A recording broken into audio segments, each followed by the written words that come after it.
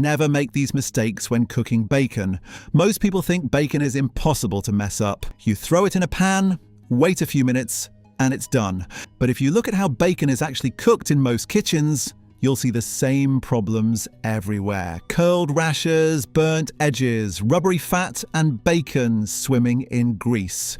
The truth is, great bacon isn't about luck. It's about avoiding a few simple mistakes almost everyone makes.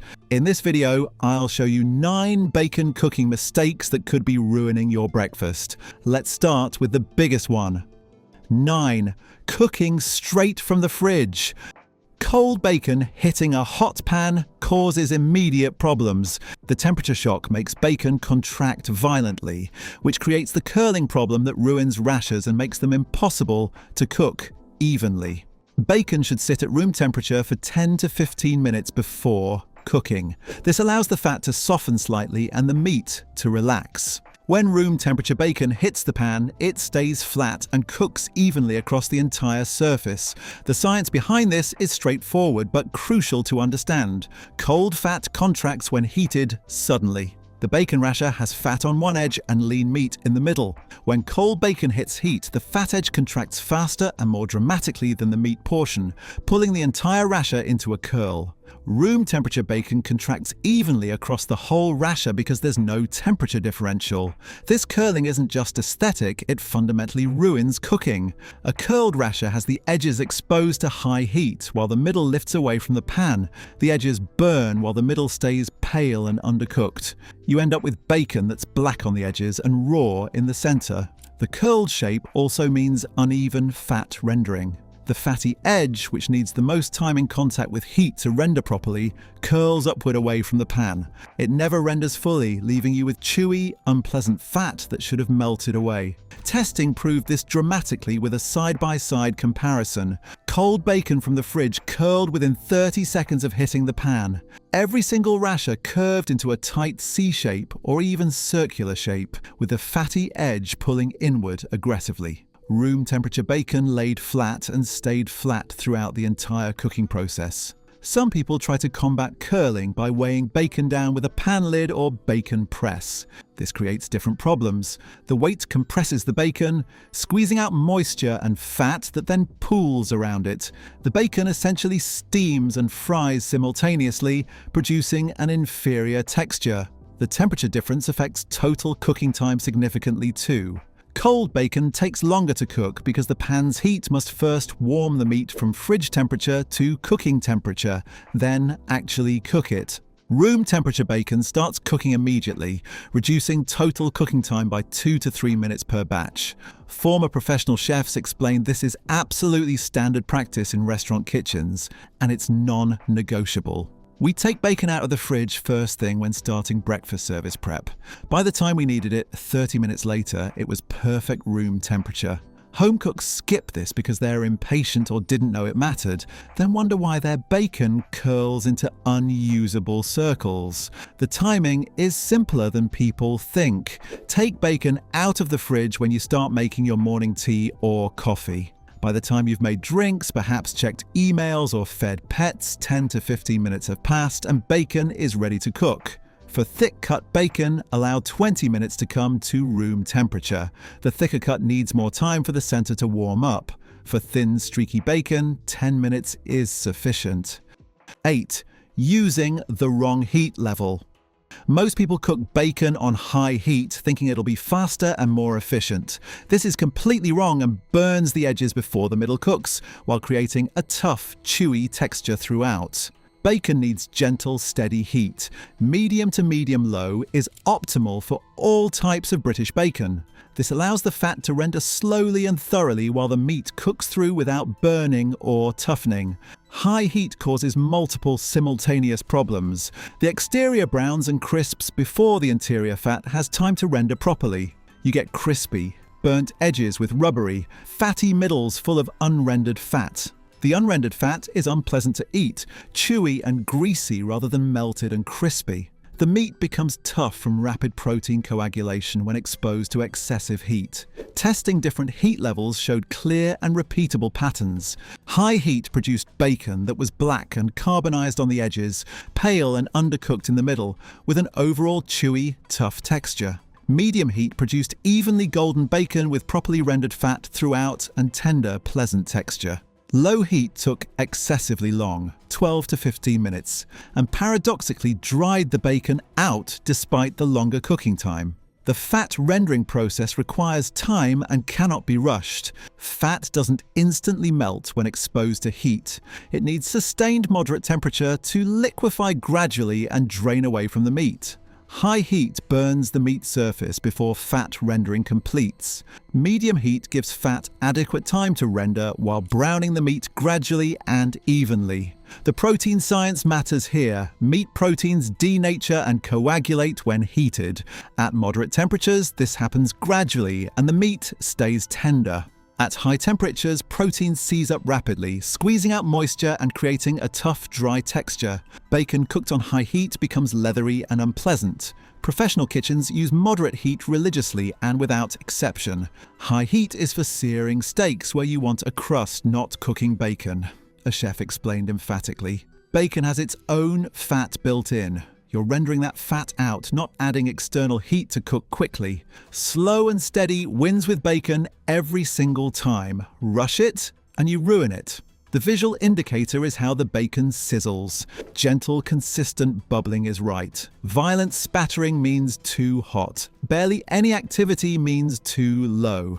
Start with medium heat. If your bacon isn't browning after 5 minutes, raise it slightly. If it's browning in 2 minutes, lower it. Adjust to your specific hob and pan. 7. Overcrowding the pan. Trying to cook an entire pack of bacon at once creates steam, prevents crisping, and produces pale, soggy rashers that never achieve proper texture or color. Bacon releases substantial moisture as it cooks. In a crowded pan, this moisture has nowhere to go.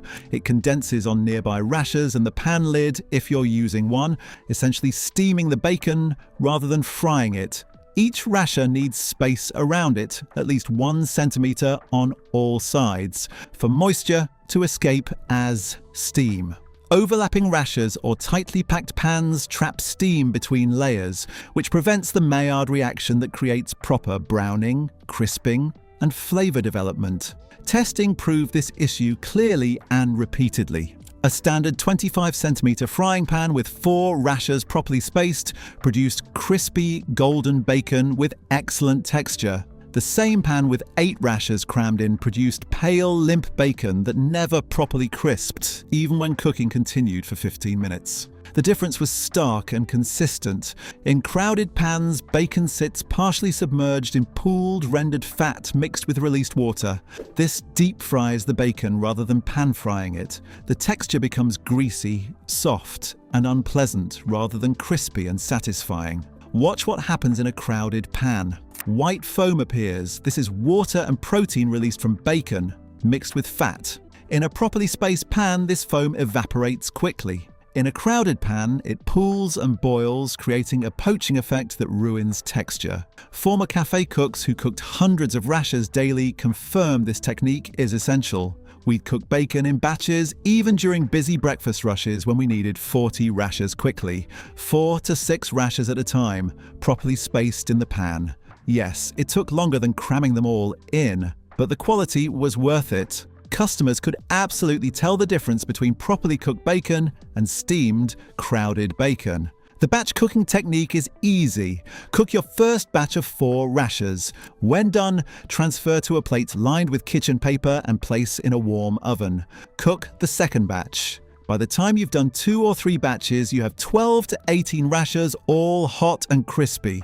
Some people worry that batch cooking takes too long. It doesn't. Cooking 6 rashers properly in 2 batches of 3 takes barely longer than cooking all 6 poorly in one crowded batch. The crowded batch needs constant turning, longer cooking time because of steam, and still produces inferior results. The maximum capacity depends on the pan size. In a 20-centimeter pan, cook a maximum of 3 rashers. In a 25-centimeter pan, 4 to 5 rashers. In a 30-centimeter pan, 6 to 7 rashers. They should lay flat without touching or overlapping at all. 6. Not starting in a cold pan. Most people heat the pan first, then add bacon. This is completely wrong and causes multiple cooking problems. Bacon should start in a cold pan that heats gradually. Starting cold allows the fat to render gradually and naturally as the pan heats. The bacon effectively cooks in its own rendering fat from the beginning, producing even cooking, better flavor, and superior texture throughout. Starting in a preheated hot pan causes the exterior meat surface to cook and brown immediately, while the fat is still solid and cold. The meat browns and begins to overcook before the fat has time to render, leaving you with burnt, tough meat and fatty, chewy sections that should have melted away. The process is simple and produces dramatically better results. Lay bacon rashers in a cold pan with no added oil or fat. Turn the heat to medium. As the pan warms gradually, the bacon fat starts melting slowly. By the time the pan reaches full cooking temperature, the bacon is already cooking gently in its own rendered fat. Continue cooking until you achieve the desired crispness. This gradual temperature increase is key. The fat begins rendering at relatively low temperature, around 50 to 60 degrees Celsius. As the pan continues heating, more fat liquefies. By the time you reach the proper cooking temperature of 160 degrees Celsius, much of the fat has already rendered out and the bacon is cooking in liquid fat. Testing confirmed this method produces consistently superior results across all bacon types. Cold start bacon rendered fat evenly throughout, cook consistently from edge to center, and achieve better texture with tender meat and crispy edges. Hot start bacon had pockets of unrendered fat, uneven cooking with burnt exteriors and raw centers, and tough overcooked meat. The temperature gradient created by cold starting matters enormously. A gentle, gradual temperature increase from cold allows fat to liquefy progressively before the meat proteins have time to seize up and toughen. A sudden temperature jump from adding bacon to a hot pan cooks the meat surface before the fat can melt, resulting in tough meat that's simultaneously undercooked in fatty areas. This technique is absolutely standard in professional kitchens where bacon is cooked in large quantities daily. You start bacon cold and bring everything up together gradually, a restaurant chef explained with conviction. The bacon tells you when it's ready through how it looks and sounds and smells. Starting hot means you're fighting against the bacon's natural cooking process and forcing it to cook in a way that produces inferior results. Watch and listen to the process. In a cold pan, bacon is silent initially. As the temperature rises, you hear a quiet sizzling begin. This is fat starting to render. The sizzling gradually increases as more fat melts. When you hear consistent, moderate sizzling across all rashers, you're at the proper cooking temperature. This audio feedback helps you judge when the bacon is cooking correctly. The visual progression is also instructive. Cold bacon in a cold pan looks wet and translucent. As it warms, it becomes opaque. As fat renders, you see liquid forming around the edges. When the bacon is properly cooking, you see gentle bubbling of rendered fat around each rasher. The only exception to cold start is if you deliberately want very crispy, well-done bacon with absolutely all fat rendered out and edges approaching burnt. In that specific case, starting in a hot pan and cooking aggressively works. But for normal bacon with tender meat and properly rendered fat, a cold start is superior. Some people add water to the cold pan with the bacon, about 1/4 cup for 6 rashers. As the pan heats, the water creates a poaching effect that renders fat even more gently. When the water evaporates, the bacon finishes cooking in its own rendered fat. This technique is optional, but produces exceptionally tender results. 5. Flipping too often or not enough. Bacon needs flipping, but timing and frequency matter. Too often disturbs the cooking process. Not enough creates uneven results. The optimal approach is flipping once halfway through cooking. This allows each side to properly brown and crisp before turning. Constant flipping prevents proper browning. The Maillard reaction needs sustained heat. Flipping every 30 seconds interrupts this, producing pale bacon that never develops deep color or flavor. Never flipping creates one crispy side and one pale, undercooked side. The bacon cooks unevenly, with the bottom overdone and the top underdone. Testing different flipping frequencies showed clear results. Bacon once produced evenly golden rashers with good texture. Bacon that was constantly flipped stayed pale and didn't crisp properly. Bacon never flipped had one burnt side and one raw side. The visual indicator for when to flip is color and texture. When the bottom side is golden brown and the bacon has lost its raw, floppy appearance, flip it. This is usually 4 to 5 minutes at medium heat. Some people use the bacon's own behavior as an indicator. When the edges start curling slightly upward, it's usually time to flip. The curling indicates the bottom is contracting from heat, meaning it's cooked enough to turn. After flipping, cook for 3 to 4 minutes on the second side. The second side cooks faster because the bacon is already warm and the fat is already rendering. Professional cooks develop a feel for timing. You learn to read the bacon, a chef explained. The sizzle changes pitch when it's ready to flip. The color shifts from pink to pale. The texture firms up. These signals tell you when to flip without constantly checking. 4. Not draining properly. Cooked bacon sitting in its own rendered fat becomes greasy and loses crispness. Proper draining is essential for good texture. The rendered fat should be poured off periodically during cooking, not left pooling in the pan. As bacon cooks, fat liquefies and collects. If bacon sits in this fat, it essentially deep fries rather than pan fries. Use a plate lined with kitchen paper for draining. When bacon is done, transfer it immediately to the paper-lined plate. The paper absorbs excess fat, preventing greasiness. Some people skip this, putting bacon directly on plates. The bacon sits in its own fat, which soaks back in as it cools. The bacon becomes greasy and limp, rather than crispy and pleasant. Testing showed dramatic differences. Bacon drained on kitchen paper stayed crispy for 10 to 15 minutes. Bacon placed directly on plates became noticeably greasy within 5 minutes as fat soaked back in.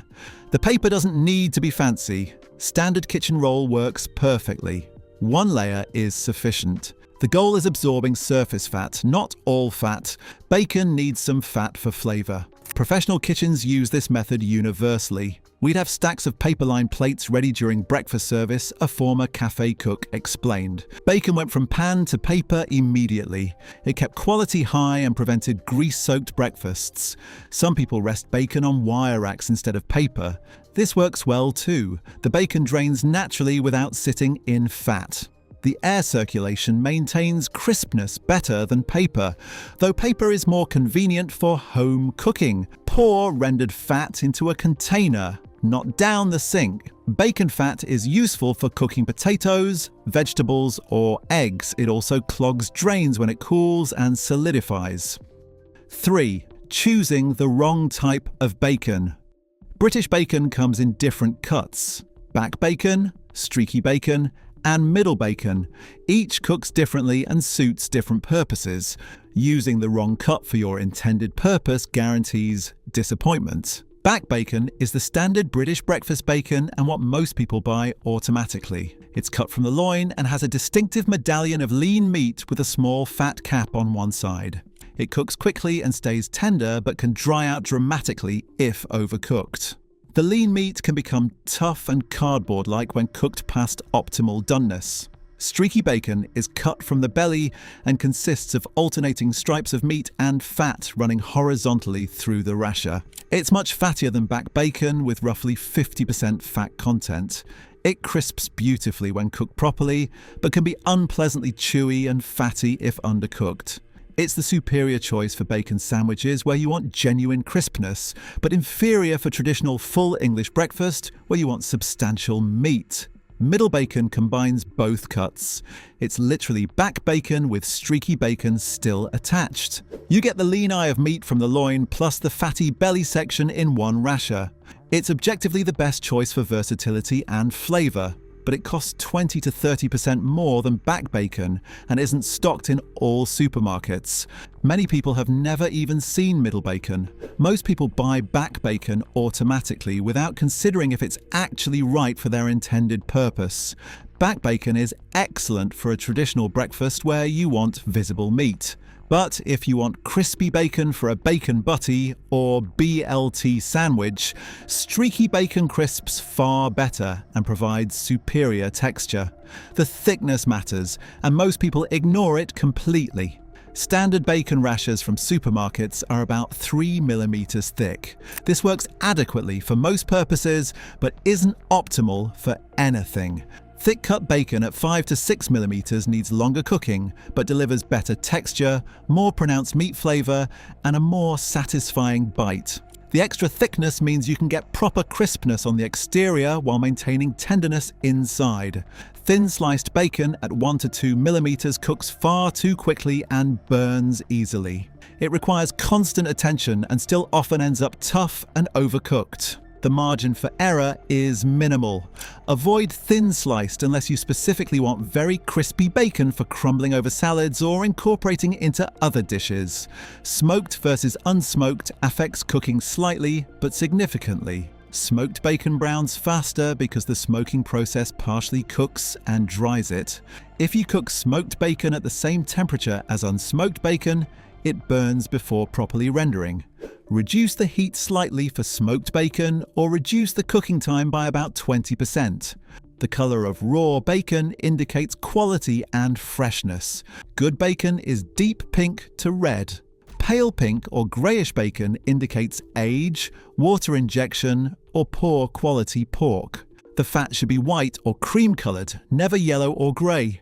Former butchers who've cut thousands of bacon rashers explained the cuts with precision. Back bacon is lean, cooks fast, perfect for full English breakfast where you want the meat to be visible and substantial. Streaky is fatty, needs time to crisp properly, perfect for bacon buddies where you want crunch. Middle bacon gives you both experiences in one rasher, but costs more because you're getting significantly more total meat per rasher. Check the ingredients label carefully for water content and additives. Some cheap bacon is pumped full of water and phosphates to increase its weight artificially. This is legal, but deceptive.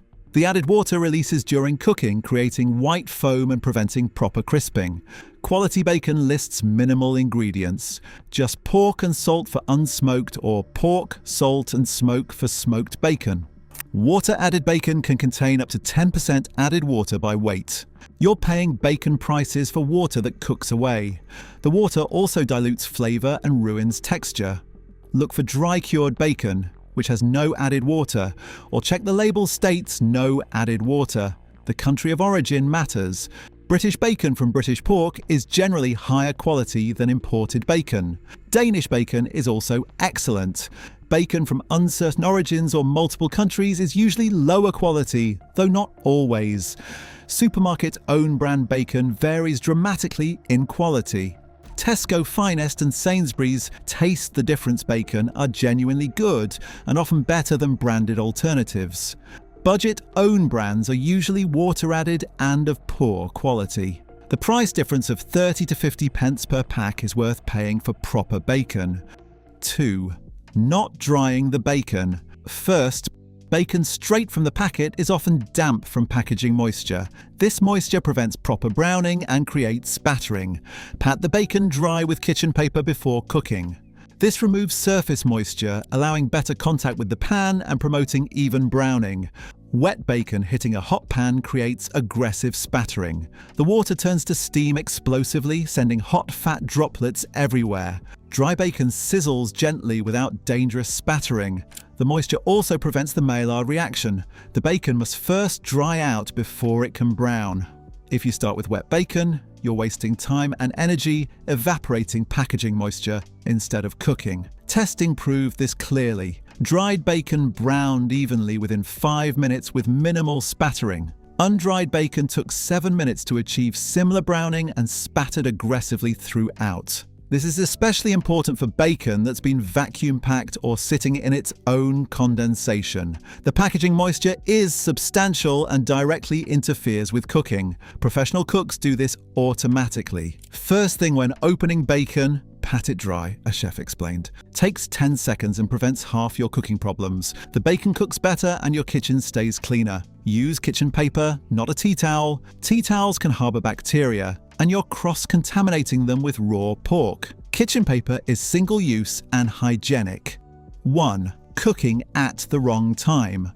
The biggest mistake is cooking bacon when you need it, rather than when it fits the cooking sequence properly. Bacon should be cooked first, then kept warm while you cook eggs and other breakfast items. Most people do the opposite, cooking eggs first, then bacon, serving eggs that have gone cold while bacon cooks. Bacon holds heat well. Cooked bacon can sit in a low oven for 10 to 15 minutes without degrading. Eggs can't. They overcook, dry out, or go cold within minutes. The proper breakfast sequence is: cook bacon first, transfer to a paper-lined plate in a low oven. Cook toast, cook eggs last. Everything comes together hot and perfect. This seems obvious, but most people don't do it. They think of breakfast as eggs and bacon, so they cook eggs first. Then the bacon takes 8 minutes and the eggs are cold. Testing confirmed this timing issue repeatedly. When bacon was cooked first and held warm, the full breakfast came together perfectly hot. When eggs were cooked first, they were lukewarm by the time the bacon finished. The oven temperature matters. Too hot, that is, above 120 degrees Celsius, and the bacon continues cooking, becoming overdone.